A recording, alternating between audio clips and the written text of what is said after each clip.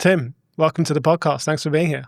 Thanks so much for having me. I'm looking forward to it. Yeah, me too. We've been talking about this for a while, and actually making it happen is another thing. So I appreciate your time, and thanks for being here. Give us the audience that don't know who you are. Give us a quick intro about who you are, but most importantly, what is your podcast about? Yeah, so I'm a pharmacist by training, graduated from pharmacy school back in 2008, which feels like an eternity now, looking backwards, and was on a fairly traditional clinical pathway, found myself into academia, and long story short, related to the podcast, found myself in this niche space of personal finance and pharmacy. So I graduated with way too much student loan debt, had no idea what the heck I was doing, self-taught myself personal finance and have always had a passion for it. And so I started teaching other pharmacists about this topic, first as a blog, but second as a podcast. And that started back in 2017, July 2017. So we're getting ready to celebrate our 8 years of podcasting, which is wild. I think when we started, I remember reading some statistic that if you make it to 7 episodes, you're doing pretty good. Most shows don't make it that far. And we had no idea where it was going to go, which was part of the excitement.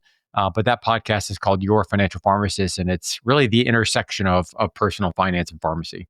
I think that's still the case. I think it was 7 episodes, 10 episodes, maybe it's gone up to 10, but anything that, a lot of people do stop before they get to 10, and it's crazy to think that. And here you are on the verge of 8 years. So in 8 years, how many episodes have you published?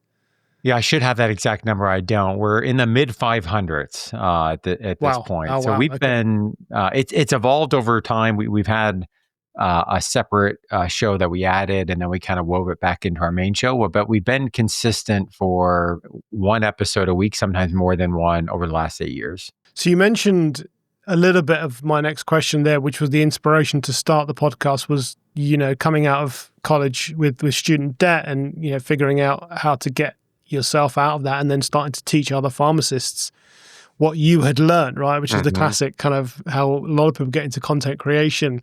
What was it specifically that drew you to podcasting? Why did you think, do you know what? And, we're talking 2017, so it wasn't a completely new platform, but it's not the kind of the buzz that it is at the moment. I feel like we can talk about this later, but it's definitely a lot more in people's consciousness. So why podcasting at that time? Yeah, I really was leaning towards the medium that I was most comfortable with at the time, delivering content, and that I was myself absorbing content. So I was an avid podcast listener. You're right. It wasn't new at the time, but it was a very exciting space, in terms of this idea that you can kind of learn anything you want, right? And it's a lot of different information, a lot of different resources. There wasn't somebody out there talking pharmacy, personal finance, really at all, but specifically in the podcast space as well. And it was a different way to reach pharmacists. And what I knew about many pharmacists is they often might have a 20 to 30 minute commute. They're eager to learn. They're hungry to learn. They went through a lot of training. They're used to learning. And this was a topic that they may not necessarily be as comfortable with as they are other parts of their education. So it made sense. And while I like the blog, while I like speaking, this was a different way to reach people, and also would allow us to have content that could be on some level evergreen and available. Yeah, I love that. And choosing what I really like about your podcast is that it's a very, I'll use the American term, niche, very niche topic, right? A pharmacist teaching pharmacists about finance, right? And so it started off with your experience through getting out of student debt. Is that still what it's about, or have you kind of pivoted a little bit, talking about all other aspects of finance? Tell us a bit more about kind of coming up with that niche and how you really thought about what the content is and who you're delivering it to. Yeah, that's a great question. It has evolved, certainly, right? And I think that's part of getting started is if I would have said, hey, this is what it's going to look like 3 years out, 4 years, I would have had no idea, right? It was really that first step, and then let's see kind of where it goes and evolves over time. And sometimes I'll go back and listen to that first or second episode, and I'm like, oh, wow, is that what it sounded like? It has evolved. I think part of the reason it's evolved is we know more about our audience and community. than we knew at that point in time, right? So much of our content has been, at least in part, responsive to what we're hearing our community say. We're interested and we need more, we want more, not just what do I want to rant about, right? But second, my career has evolved. And so I have often approached this topic that it is best learned and applied through stories, examples, case studies that really help this, what can be a somewhat dry topic, right, come to life. And I'll often say, hey, there's no shortage of personal finance information out there. There is nothing that we're talking about that's new information, right? Spoiler alert. But the way I'm able to package it, present it, bring out my own life experiences, other pharmacists I've worked with, so that other pharmacists can hear it and say, hey, I've heard an investing talk before, but because of how it was presented and the stories that were used in your examples, it really met me emotionally. Like that's where things start to happen, right? Most of personal finance, there is certainly a literacy component. You got to know X's and O's, but actually sustaining long-term financial success, so much of it is behavior. And do you have a sense of community? Do you have a sense of empowerment, right? Do you feel like that you can actually do this? And seeing other pharmacists, hearing other pharmacists is so helpful in that journey. I think it makes the topic really come to life. So it's evolved. I mean, we talked so much about debt management and cash flow and budgeting and some of the basic foundations early on, because that's where I was at and with my own financial plan. And it certainly has evolved as, now I'm 8-10 years ish later and we're evolved in kind of our investing plan. So we still talk about those things, but we're also kind of pushing the content to also speak more to that mid-career and that maybe early retiree pharmacist as well.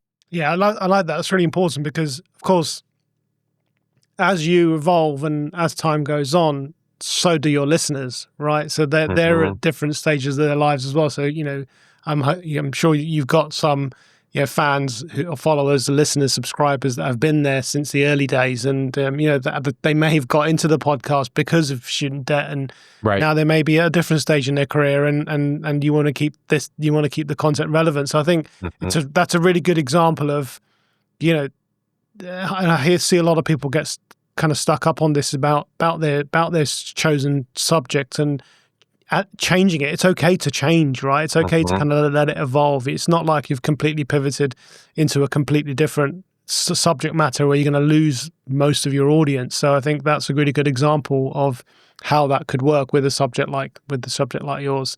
In terms of your style as a podcaster, was there any kind of influence in your early podcasting style? Were you an avid listener of podcasts, and what were the podcasts that you were listening to, before you started yours?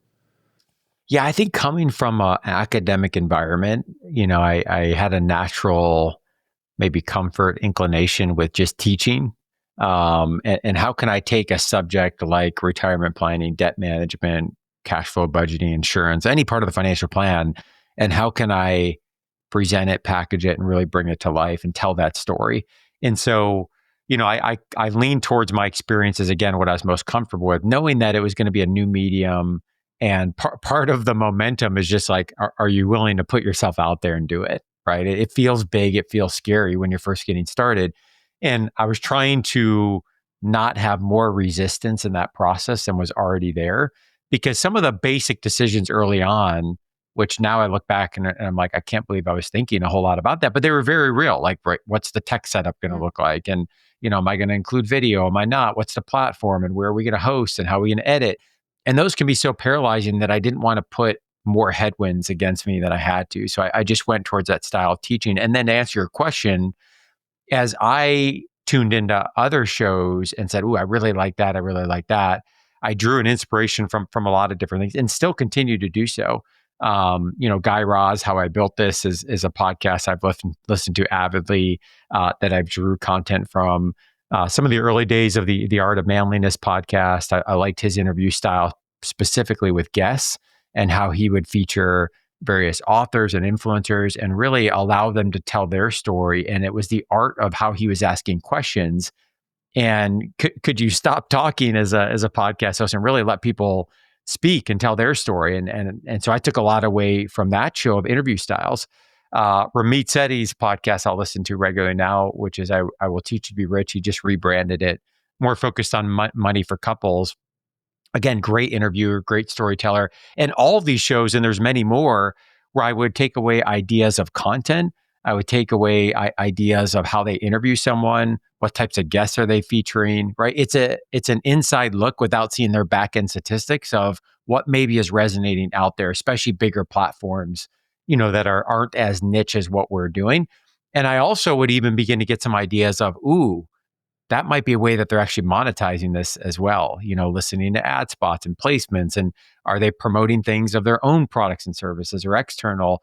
And none of those were meant to be like, hey, I'm going to go copy that. But it really just gave me different ideas going through this for the first time. So, yeah, I think listening to podcasts as a podcast host, especially someone getting started, is so important to help get your own ideas spinning and to have a space where you can just brain dump things. So for me, that's Notion. It's, any idea I have for content, I'll just quickly write it down as a topic, and then I'll come back to that as a space that I'll write every day. But it really is just a place that, whether I'm getting around for the morning, out with the kids, out for a walk, middle of the day, where I don't have time to necessarily go into the content in the moment, I can just drop that idea and then come back to it later. Before we continue this conversation, I have to tell you about Auphonic. Ever notice how clear this episode sounds? Well, that's not the microphone or the recording device I'm using. It's because the audio in this and all of our episodes is mastered by Auphonic, my secret weapon for professional sound. Look, I get it. You're focused on creating great content, not becoming an audio engineer. Auphonic's AI does all the heavy lifting, balancing levels between your speakers, reducing background noise, filtering out air conditioner or equipment hum, removing awkward silences, and even fixing EQ issues automatically. After your microphone, this is honestly the next investment I recommend for any podcaster or content creator. It saved me countless hours of frustration trying to make my audio sound broadcast ready. And it's significantly cheaper than hiring a freelancer. Auphonic offers 2 hours of free processing each month, which is perfect if you're just starting out. When you're ready to upgrade, use the affiliate link in the show notes or the description of this video, and we both win. You get professional sounding audio with one click, and you help support this show. Your listeners deserve clear, professional sound, and Auphonic delivers exactly that without any of the technical headaches. Check out the link in the show notes or description of this video to learn more. Let's get back to the episode.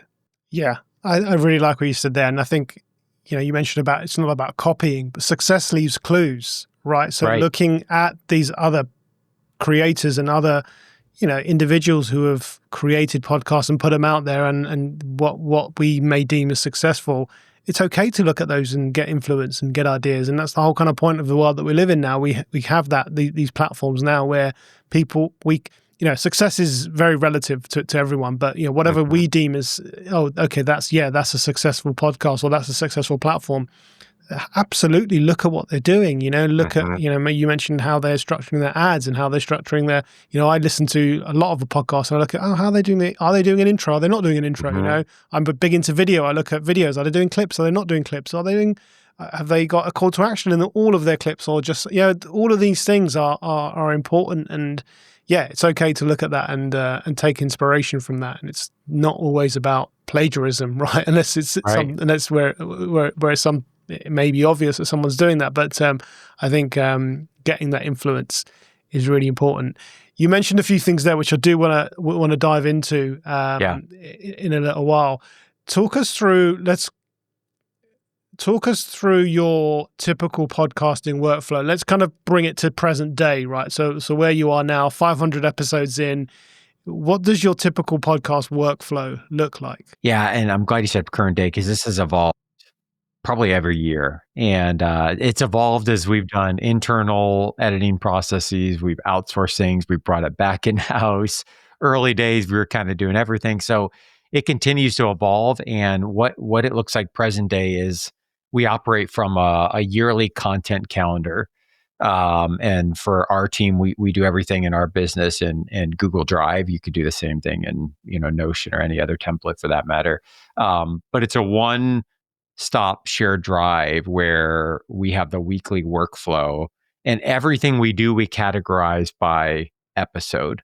So all of the collateral whether it's short form videos that are coming from that episode, whether it's mentioning of episodes in our weekly newsletter, which is a big part of our community, whether it's how we're going to embed sponsors in that, or what are the calls to action that are associated with it. All of that stems from this content calendar and is organized by episode. And we essentially have for every episode, what is the episode number? What's the release date? What's the date that we essentially need to have it ready, done for recording, so we can get it to editing, so we can work backwards from that. And as easy as that sounds, that's been a work in progress, over time. What's the just general direction of the show that we want to go? I've learned over time not to try to plan down the title like too early, because the show will kind of sometimes take a life of its own. And on the back end, we'll finalize the episode title. We're then looking at SEO considerations and other things as we're doing that. Thankfully, there are tools that can help with a lot of this now. And then we like to categorize our content. So who is the target audience that this is for? Is it for an early career pharmacist, a mid-career pharmacist, a later career pharmacist, or is it for anyone? Doesn't really matter. And that allows us to then see, like, for our business, our product services, is the content plan, since we're largely, or at least have been, a content marketing business, is the content really supporting what we're trying to do on a business, or is there some disconnect there? And then we organize everything by topic too. Is this debt management? Is it retirement planning? What part of the financial plan? Again, so we can really look and say, are we doing a balanced approach of the different parts of the plan? So this is the document that we really use from a workflow standpoint. And what I will do, and I've done this myself, I've done it sometimes where I bring in other people to get ideas going. It's looked different with each year that has passed. But somewhere around late October, early November, I'm looking out to the whole following year. Now, I'm not nailing down every single episode and every single guest, but at a high level, I'm kind of marking, hey, for the 50 plus episodes for the following year, what are some topics? Because I'll have a data bank of topics that are just coming to mind throughout the year. Who are some guests that we might want to interview, those types of things. And we're beginning to place those so that come the end of the quarter going into the following year, we've already got things moving, and we're not chasing this, obviously, around the end of the year holidays, trying to put together the first episodes of the year. And that really helps us organizationally. It helps with preparing guests. It helps with scheduling content. And with the volume of content, I remember somebody early on saying, like, Tim, don't do a weekly episode. You'll never sustain it. And I think what they were saying, which was a good intent, is like, this is a lot more work than you think it's going to be, right? That's really what they were trying to say. And they were absolutely right, because of, it's not just the 30 or 40 minutes of recording. It's the prep work. It's the follow-up work. It's obviously the editing, the coordination, all of the things to bring an episode together. And I still often feel like we're probably not doing everything we can with each piece of content. But I think that's what they were essentially trying to get at, is it's going to take a whole lot of time. And whatever you think is the time, probably double or triple it, right? And so that document, that content planning process workflow, and having that in the shared space is absolutely critical. And we weren't there always. It's been an evolution, because what we ultimately found ourselves doing is, without that foresight and planning, we were like chasing every week, right? Or every other week, trying to figure out, okay, what's going to be next? What's going to be next? And that isn't ideal when it comes to thoughtful content. And there are times we'll pivot or change. I might have a great episode planned for a couple weeks from now, but some big piece of news drops that we want to cover and really spend time there. Great, we'll pivot and then we'll punt that episode later. But it's easier to move that way rather than trying to just put together each week as it comes. Yeah. So planning, just, planning ahead so that you know what's coming up. What's the saying? Failing to plan is planning to fail, isn't it? Mm-hmm. And so making sure that you have some idea. And I think you're right. I think it's very easy to kind of think, oh, I'll do a weekly episode. And I've seen this again, that so many people do. Anisha, she committed to this, and I was that voice, and I was like, I think you should consider, no, she was adamant, and in the beginning, it failed, right? Because it was, like you said, there's a lot more pieces and moving Yeah. pieces to it. And then she kind of got all of that together. Then she hit a consistent patch of doing it for, a 52-week period, a whole year, and it was successful. But she reflected on that and going, gosh, that's really difficult to do. And I think, there's a lot. We'll get into some of the moving pieces, but I definitely hear you when it comes to kind of how much work is actually involved in just putting out a 30-minute episode or however long it may be each week. And I think what's hard about this, and I'd be curious for you to speak to this from your experiences as well, is the processes and workflows are so important to the sustainability and your sanity, but they also can be paralyzing upfront as you're just trying to get started. Because part of these you're just learning as you go, and you kind of find not only your voice, but are we doing video? Are we not? What does this look like? What's the collateral material we're using? What is this like? What's the format of the show? Right? There's 100 questions that we're thinking about. And I think sometimes, especially when fear is starting to maybe creep its way in, with that voice saying like, are you sure you really want to put yourself out there? Like, what do you actually have to say and contribute? Sometimes we can enter into these safe places of like, let's build out a whole fancy workflow and process, and all of that is good. But at some point, you just got to start, right? And so I'm speaking out of both sides of my mouth that process and workflow, yes, so important, but also I don't know if we could have informed that process or workflow without first just getting going and kind of figuring out what that process and workflow needed to look like. Yeah, I think, look, you're talking, and at the top of this, I said, what's the process now? And, we are talking 500 odd episodes in, which is, not many people get to that point. So you have had a chance to evolve that. And I'm pretty sure that if we go back to year one, month one, it didn't look anything like it did today.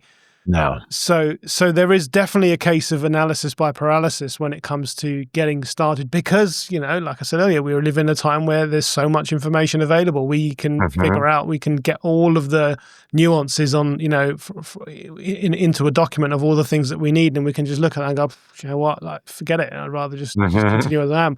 I think you're right. I think it's about a little bit of trial by error. Right, just get started. And I like what you said earlier about when you were starting off, is trying to think when you were kind of picking your style. You're like, well, you're teaching. That was your keeping it easy. So you just do what's natural to you.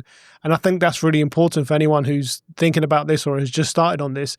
Is don't worry about all of that. So what's easy for you to do right now? And I'm going to talk about the tech and stuff in a moment and ask your thoughts on that. But what is going to be easiest for you right now? If having a complicated Notion database with tag and keywords and all of that stuff is not going to be in the plan for you, fine, don't do it. Right? What is it? Is it your app? Is it just your notes on your phone? Is it a notebook and pen? Yeah. Is it, how are you figuring out what you're going to do, and then just do it, and then figure out what works, what didn't work, what was successful and what wasn't. That's okay, right?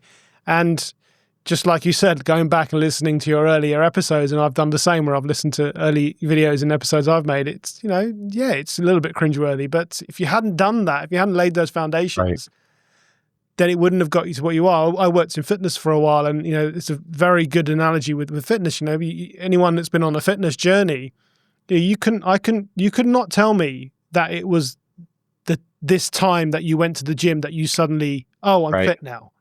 You can't say, there's no one can point to that, right? It's happened as a matter of, relating it to finance, it's compound interest, isn't it? Totally. It's doing it's that small amount. Today, it doesn't look like anything. In fact, it doesn't look like anything. If it was a graph, it would just be kind of, a plateau. But over time, that tiny little, 0.1 of a degree going in the right direction, it all compounds and adds up. It really does. And this is the one reason I recommend Darren Hardy's book so often, The Compound Effect. It applies to everything we're talking about and so many other parts of our lives. Obviously, in the work that we do, right? It's small savings that you might not necessarily know or feel, or even feel like you're making progress, especially for folks that are early on. And then all of a sudden you wake up 10 years later, you're like, oh, that's what they're talking about, time value, money, compound interest, right? It takes time. And there's this quiet phase. Same thing when you're consistently producing content, man, in any given week, especially if you're tracking statistics and listeners, and you're like, what am I doing? Like, am I just talking to myself out there?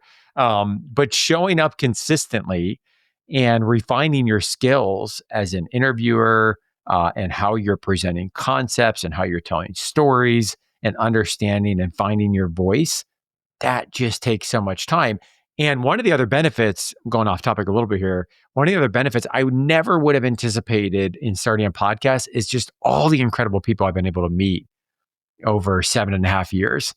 I mean, it's an amazing networking opportunity. I didn't go into it saying, hey, I want to use this to build my network. But just when you're getting to allowing someone to share their story, and your goal, my goal as an interviewer is to how can I bring this out and give justice to their story that they want to tell and the impact that can have on others, you get to really know people.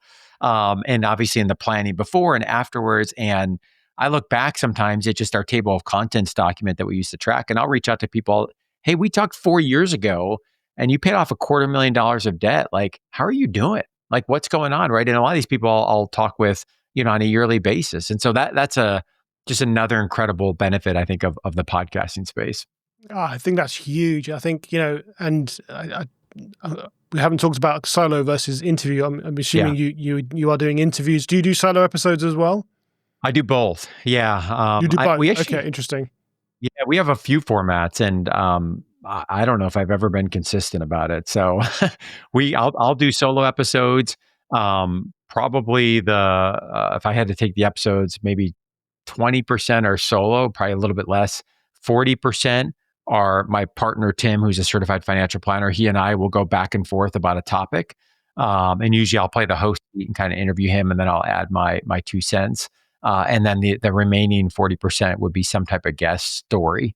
So sharing a debt-free story, saving a real estate, sharing a real estate story, sharing a saving story. And so I try to bring the educational content through either solo episodes or through the episodes that my partner Tim and I do. And then I more try to bring that to life through the stories that supplement it. Right. Yeah. So, there's do what works for you. So when I started my podcast journey, I'm so used to being in front of someone and talking to them, right? Whether it was pitching for business or whether it was a client as a personal trainer, I'm used to delivering information, coaching, teaching, just as you. So for me, the interview style was just more natural, and exactly as you said, Tim, the relationships and the kind of the people connection that you get off the back of that I was blown away by it. There's something, and this definitely relates if anyone's out there who wants to, I speak to a lot of small businesses and entrepreneurs and business owners who want to start podcasts or have started podcasts with a view to try and to generate inbound leads. There's a big difference between cold calling someone for business and approaching them and saying, hey, listen, your story is really fascinating. I'd love for you to come on my podcast and talk about it. It's a completely different conversation then. And people are just so much more up for coming onto a podcast and talking about themselves or their success or their journey. Yeah. And I want to speak to that because for us in our business, I really started the podcast with a desire to teach, to share, to help pharmacists. And that has remained all the way throughout. But pretty quickly, it became obvious that the podcast was going to be a key source for us in growing the business. And to date, it is the number one referral source that we have for how people find our services. And here's my theory on that, is that I think, yes, it's the education. Yes, it's the bringing the topic to life. Yes, it's the niche and connecting, but it's also establishing trust. And when I think about podcasts that I listen to, that I'm an avid listener, once a week, twice a week, daily, I feel like I know these people, right? And they built trust in a relationship. I think of Guy Raz and how I built this. It's like if I sat down to have coffee with him, I feel like I've known Guy Raz for years and I have all these questions I want to ask him. And when I think about our space of personal finance, where, our service is really our bread and butter is one-on-one planning, that takes an incredible amount of trust to let somebody in to that vulnerable of a space to be able to help you and help your family working towards the goals that you want to achieve. And when I look at our data, people that really come to us and find us for our service, not only is the podcast the number one referral source, and we have a spattering of others, whether it be speaking events, webinars, networking events, all types of things. And often it's more than just one of these. But the podcast certainly wins the day. But the other thing I've noticed in that data is it's often something along the lines of, hey, Tim, I've been listening to the podcast for 2, 3, 4 years. And, I've been an avid listener. I've been kind of bouncing in and out. And then something happens. Something happens where I determine that I really need to work with someone one-on-one. It could be a myriad of things. It could be, I'm getting married. I have a life transition. I'm thinking more about retirement. My parents passed away and there's an inheritance. I got divorced, right? I'm starting a family. There's a number of things, but it's that intersection of a significant life event or life events with a building of trust at a moment when they recognize there's a need for a service. And at that point, they'll often say, well, you guys were top of mind, right? Because I feel like I know you. I feel like I trust you. And that just means a lot to me that there's an environment out there in 2025 where I, as a pharmacist, can just spew about a topic that I love and I'm passionate about. And people really feel like there's a connection and a trust there that then will continue into the services that we offer. Now, I didn't go into it with that exact viewpoint, but that data line has become very clear. And I think that's a key point with any content-based marketing business, which I didn't even know what that term meant when I first started the business. But we really have always focused on, hey, how can we provide value through content, whether that's the podcast, speaking events, blogs, whatever. And then through that content, if it's providing value, naturally, there's going to be a connection to the products and the services and the things that we're offering. And we've gotten more comfortable with presenting those opportunities and pitching those opportunities over time. But clearly for us, the podcast is the number one referral source into the business that we do, which I think is super interesting. Very interesting. And again, it's not the first time I've heard that from someone who's, a few people have said to me, 80, 90% of their referrals and their revenue comes as a result of people finding them through the podcast. And I think you nailed it with building trust. We're living in a time where you look at all the other platforms out there, LinkedIn, Instagram, YouTube, you name it, TikTok, whatever, you're fighting for seconds of attention, right? You got a podcast, even if it's a 15-minute episode, right? And you have a loyal following, which you will eventually build up. You're getting, 10x what people are getting on social media. Precious time. And it's precious time. You're spending, like you said, you get to know, I used to listen to podcasts on a 3-hour, round trip commute, in a car, and it was, and I, like, just as you said, I feel like I got to know that person intimately, there's just something about a podcast and that trust and that authority figure that you can build via that platform, as opposed to just going on to social media and posting the odd 30-second clip here, which it tends to be now. So I think there's a lot to be said, especially if in any. I was going to say in specific fields, but in any field, right? Wherever you're trying to cross-sell, create business, anything, people buy from people they trust, as opposed to more than anything else. I believe it's not about the brand name. It's not about any of those things. I really do believe that it's about liking someone and trusting someone. They buy from people, not a corporate, not a corporate brand. And you mentioned I think you mentioned this earlier, but something to do with emotion, right? When you're listening and you can connect with people, you do connect with them on an emotional level as well, right? You tell a story about something that you've been through and someone relates to that, right? That's the emotion connecting, and I think that's a really important factor, because you look at the big brands that are out there that people know about, they're not big because of their name, right? I don't know, let's take Nike, for example, right? It's not because of their marketing and their branding. Yeah, they have spent a lot of money on their marketing and branding, but it's when people put on a pair of Nike Air Jordans, it makes them feel good, right? Totally. They feel there's an emotional connection with that. And then they see the marketing, and then they see their favorite football player or baseball player or whatever wearing the kit, fine. But it's the emotion that you have with that product, and then the kind of marketing comes second to that. I was just saying about my boys as you're saying that, it's exactly that, right? When they put on a pair of new Nikes or socks or whatever, it's the feeling that it gives them. And whether we want to admit it or not, we buy from our emotions. That's just how we typically operate. Now, sometimes we can go in more analytical mode, and that's important. That's relevant too. And that's not manipulative. This was a piece that really took me a while to kind of wrap my mind around in the business. And I think as a very type A analytical pharmacist, something like sales and emotion, right? It feels like a foreign language. But when you have a product or solution that is going to help solve somebody's problems or pain and is going to have a long-term positive ROI, that totally shifts your mindset on if I can effectively tell this story, if I can effectively uncover the emotion or the problem. Like I would say, it's not about the X's and O's. It's not about retirement planning. It's not about money in your 401k. It's not about what's in your bank account. It's about what can you do with that and what is the emotions? How do you live your rich life? What are the points of connection with your family? And, I know you guys are big football fans. We're big soccer that we say here. But, for us, I give an example all the time that we're big soccer family. Our 4 boys love soccer, can't get enough of the professional soccer team here in Columbus. And last year, one day in the summer, my wife and I looked at each other. We're like, why don't we go to the game tonight here in Columbus? Like front row seats, let's do it. Like nothing here is going to break the bank. Sure, it's a little bit uncomfortable because we're cheap, we're frugal, but like this is an experience we will talk about forever.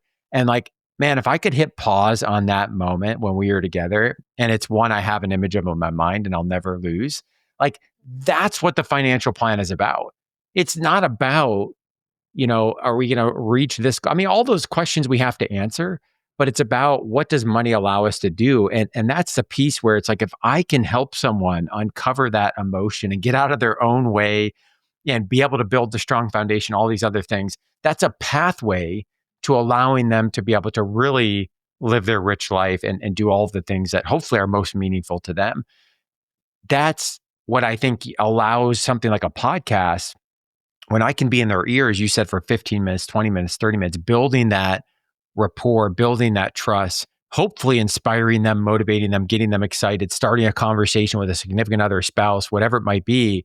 What an incredible opportunity, to be able to even just have the space to be able to do that. And when I hear back from people, hey, Tim, I listened to episode 404 and it helped my wife and I really think about X, Y, or Z. It's like, what? Like, is that like, what world do we live in? I mean, it's just a gift to be able to have a space and a medium that any of us at our own fingertips can hit record and have the potential to have an impact like that. It's incredible.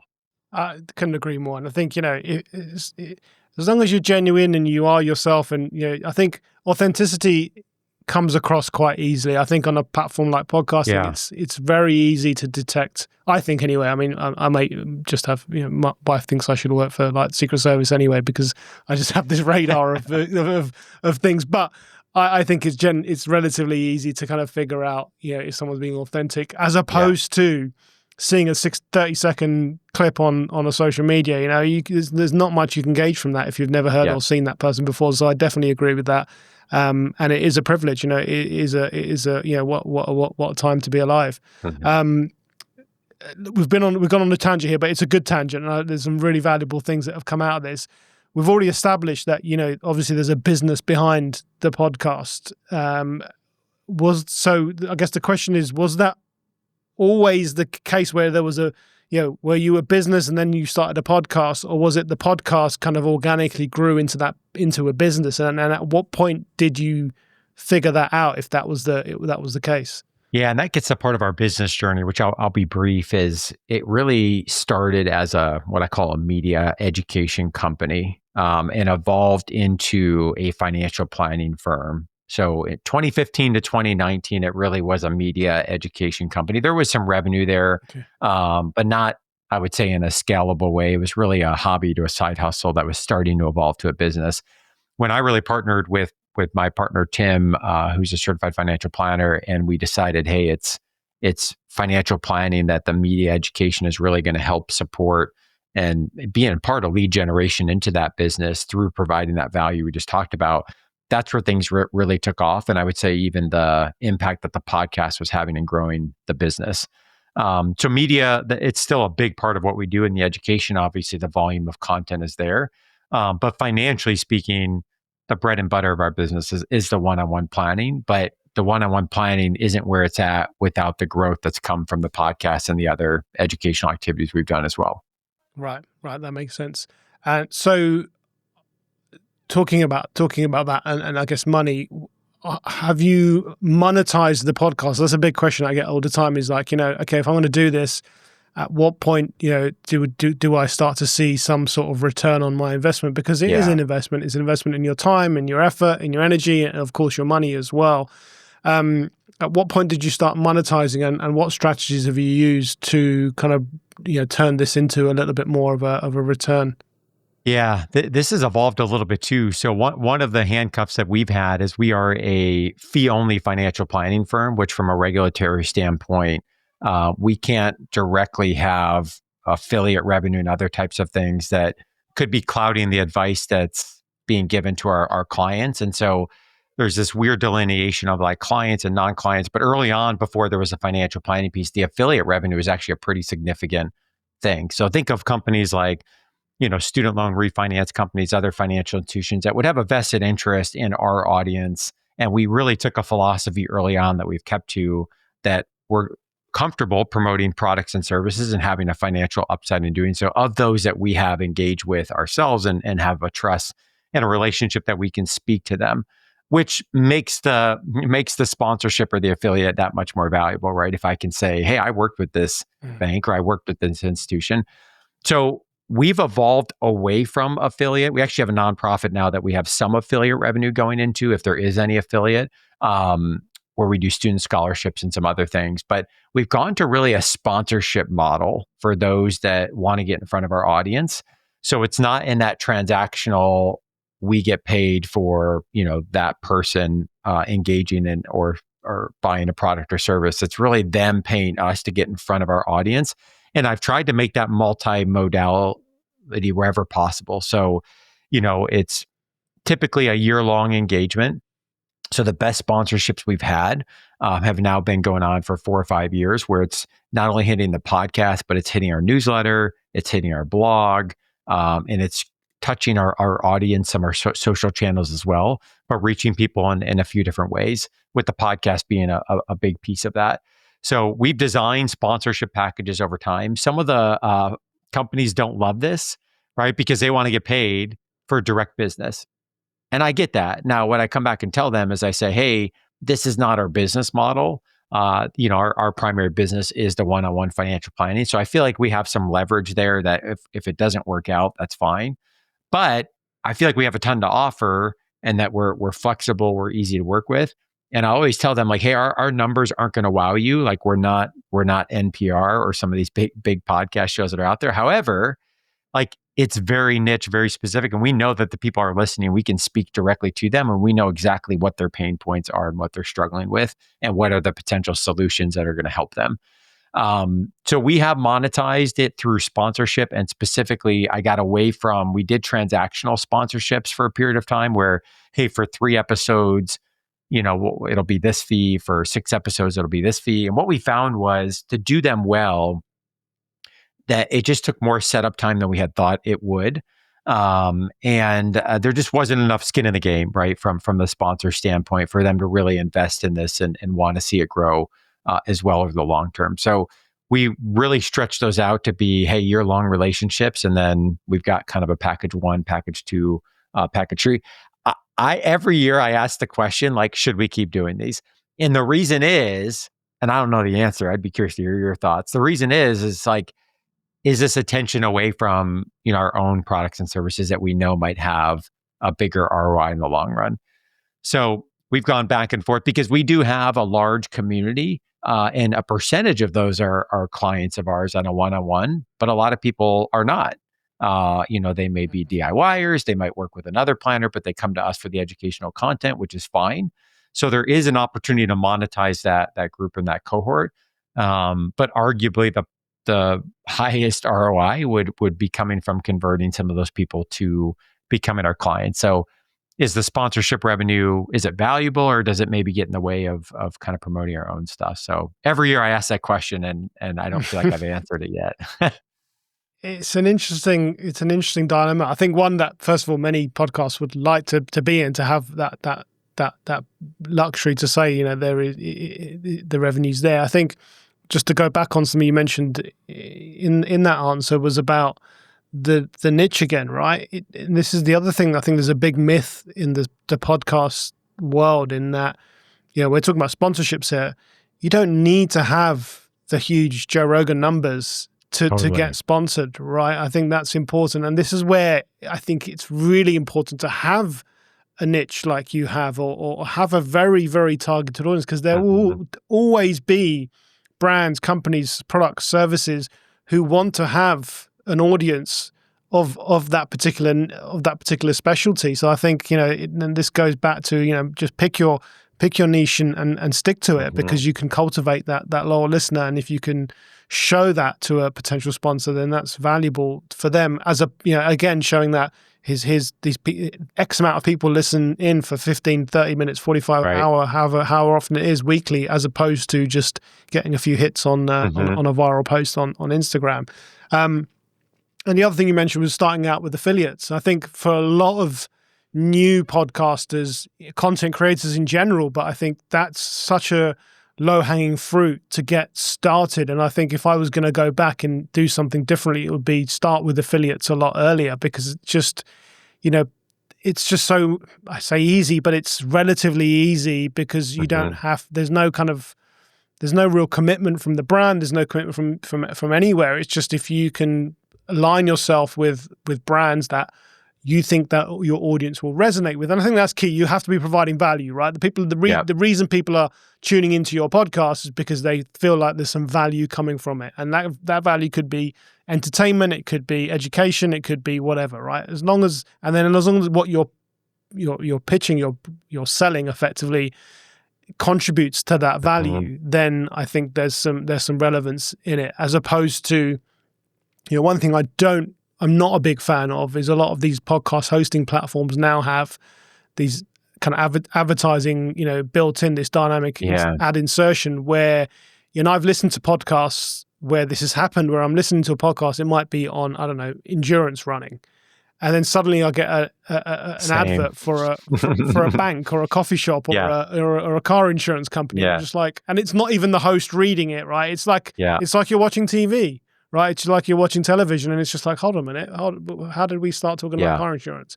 So that, hey, look, people each to their own, right, and whatever works for you. So people obviously are doing that. There is some value to them, but personally, I feel like if we're talking about what we spoke about earlier in the episode, building trust, building authority, then be careful, where you align yourself with and what you're pitching to the audience. Yeah, I think too, as you were talking, it made me think that some of our sponsorships came from early affiliate relationships, that we were able to build that relationship rapport and evolve that relationship over time. So I like what you said about starting there, and can't emphasize enough, first and foremost, are you providing value in your content? That's what's bringing people to listen. And then if you're going to align yourself with affiliates and sponsors, I think ideally, one, does it match your audience for the reason you just gave, right? Of those shows where it's like, hey, distraction, unrelated ad spot. But then also, is it something that you believe in and value? And probably there's opportunity there, especially if you're in a more niche space. The example that comes to mind is we have a sponsor that does a pharmacist mortgage product, and they work with other healthcare professionals as well, but they have a specific just a perfect marriage for our audience, where home buying, we know, is a top priority. It's a pain point that a lot of pharmacists are focused on. And I had the opportunity to work with them on a refinance that we did with our home. And so it was just a great marriage of, hey, we're going to provide valuable content on home buying. Let's teach first. And then how can we pair that with a solution that is directly tied to that educational piece and who our listener is, and is one that I really have used and value and trust. I love it. I think that's a perfect example of that. Okay, let's switch gears a little bit, and pun intended. Gear. It's a big topic. It's, you mentioned that kind of analysis paralysis when people first get started. What gear should I use? Getting caught up in the tech. Let's try and bring it to present day. You do video and audio video as well as audio, right? Obviously, so the video and audio go out simultaneously. Has it always been like that? Or at which point do you remember where you switched the camera on? Yeah, that's actually pretty new. We dabbled in it over the last couple of years, but it was a decision we made going into this year, and one that I wish we would have made sooner. for all the reasons we've been talking about, building trust and relationship with the audience and connecting. I think it connects even further with a face, not just a voice in the ear for those that want to watch. And also just thinking about YouTube as a search engine, is something I wish we would have thought about earlier. But the first 6 years were really audio only, with some exceptions. And we really made the pivot going into this year. And it's been a lesson of everything we've been talking about of, it's like starting a whole new platform and trying to figure it out, and tons of ways we could optimize it. I'm not yet familiar, but I knew we just had to get started, and let's start recording with video in mind. And then we can evolve this and build on it over time. Okay, perfect. Yeah. So I think, again, what works for the individual. And I always say, if the thought of video, and look, it does add more complexity to the already long to-do list of things that one has to do to create a podcast. So if that's going to be the thing that's going to push you over the edge, then don't do it, right? Stick to audio. And I don't have the exact stats on this, but I still know that the majority of people are listening to podcasts as opposed to watching them. And obviously video is, 2024, 2025, this is a big year for video podcasts. There's been many, Spotify is known. Yeah. They're obviously going after the video podcast big time. You mentioned YouTube. They've also launched in the last couple of years, I think it's been, less than 2 years, where they've had a podcast dedicated, section of their platform. There's other platforms going out. It's now on TV, and a lot of the catch-up services that we have here in the UK, you can watch podcasts on now. You can get them on planes, on certain flights. So yes, video is becoming a thing, but I still believe that a majority of them are audio only. I think audio only gives you the easiest barrier to entry when it comes to the tech, and also the cost as well. So I think there's absolutely nothing. And I think you're a testament to that as well, having, as you said, the first 6 years or so being audio only, and having built a platform like you have. That just goes to show that you don't have to have the video on. I feel like if you can have it on in today's day, everyone's got a camera, so yeah, why not? But don't let that be the reason you don't Absolutely. you don't hit the record button, right? What about audio? So let's be specific here. What's the microphone you're using now? How does that compare to the microphone you were using when you first started? Yeah, I started with an Audio Technica mic, I think 2100, can't remember what it was. Did the job, it was fine. Now I'm using a Shure SM7B, I think, is that the correct? Still on? And it's been great. And I got another mic in my other office that's an Audio Technica mic that's worked as well. I think it's one of those things not to overthink, especially if budget is tight. The equipment out there is good. You might spend more and evolve over time, but that's the current setup. Yeah, and I love you're wearing the Apple. I'm shooting the Apple earbuds, right? And my very first episode, in fact, I think I recorded using that because I just got so I was analysis by paralysis. What gear? Which microphone? And I just was going down this rabbit hole. I was like, do you know what? I'm just going to pick up my earbuds, sit on my phone, and I voice noted my very first audio episode, and then just took the audio for that and edited it in Audacity. And it's the one thing I still recommend to a lot of people to say, grab those. You probably got them in the drawer somewhere. Yes. They're lying there. They're free. They're cheap.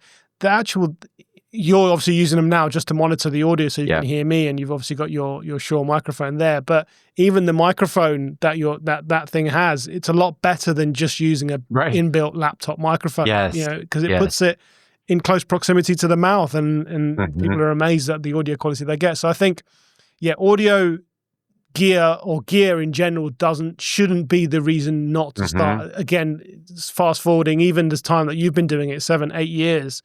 The technology has evolved so much now. We've all got a powerhouse studio in our pockets in our mobile phones now. And if you've got a mobile phone that was made within the last 4 or 5 years, then it's good enough, right? You have the tech to do it, and absolutely, and the platforms will allow you to support that.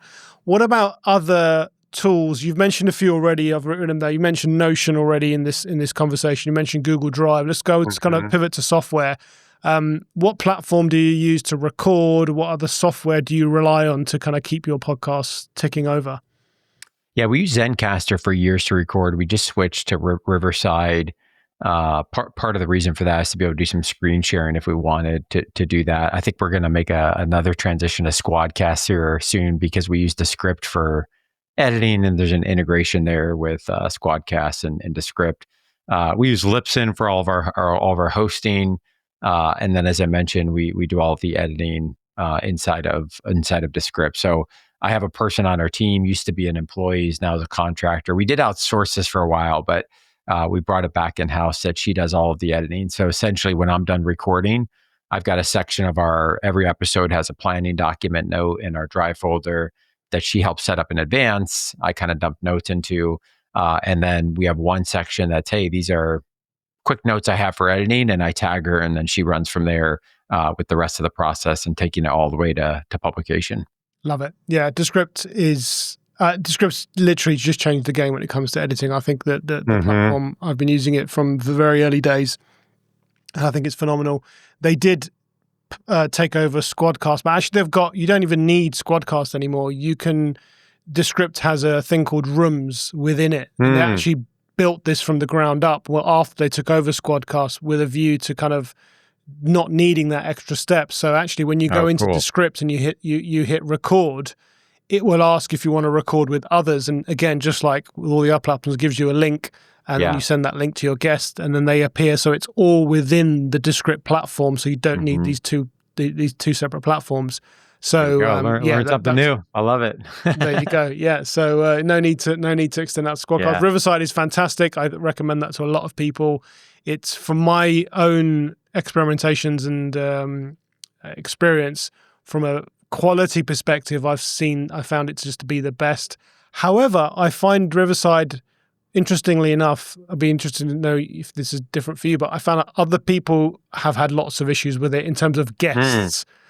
So the user experience for the guests I found hasn't been as clean as I think it should be. So that's interesting that you're deciding to pivot on that one as well. Tim, that was fantastic. I really appreciate your time. I could have talked for another hour on this. Maybe we'll do another part 2 in the future. But thank you very much for appearing on the podcast. Thanks so much for having me. I really enjoyed it.